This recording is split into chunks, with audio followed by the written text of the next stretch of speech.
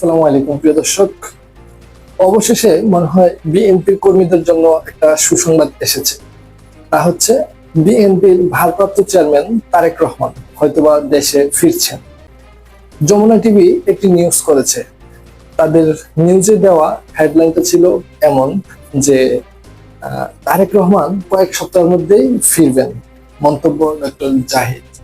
সেই নিউজে বলা হয়েছে কয়েক সপ্তাহের মধ্যেই দেশে ফিরবেন বিএনপির ভারপ্রাপ্ত চেয়ারম্যান তারেক রহমান।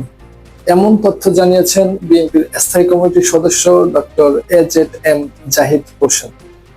শনিবার 6 সেপ্টেম্বর জাতীয় প্রেস ক্লাবে পূবালী ব্যাংক কর্মচারী সংঘের সম্মেলনে যোগ দিয়ে তিনি এই কথাই জানান। ডক্টর AZM জাহিদ হোসেন আরো বলেছেন, প্রকৃত স্বৈরাচারের পেছন দিক দিয়ে এসে জনগণের অধিকার হরণ করার পায়তারা করেছে। যারা দেশের স্বাধীনতা সার্বভৌমত্বে বিশ্বাসী নয়, তারা ষড়যন্ত্র করছে। তারেক রহমানের নেতৃত্বে নির্বাচন বানচালের ষড়যন্ত্র প্রতিরোধ করা হবে জানিয়ে বিএনপির এই নেতা বললেন, ফেব্রুয়ারিতে নির্বাচন অনুষ্ঠিত হবে। পিআর পদ্ধতি বেআইনি আবদার, সংবিধান ইচ্ছে করলেই ডাস্টবিনে ফেলে দেওয়া যায় না, আবেগী না হয়ে জন আকাঙ্ক্ষা বুঝতে হবে। এগুলাই বললেন তিনি এই সংবাদ সম্মেলন।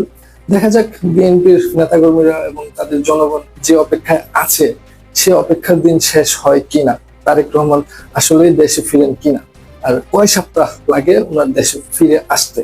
দর্শক, এই নিয়ে আপনার মতামত জানান কমেন্ট বক্সে। পরবর্তী আপডেট পেতে চ্যানেলটি সাবস্ক্রাইব করে পাশে থাকবেন। ধন্যবাদ। আসসালামু আলাইকুম।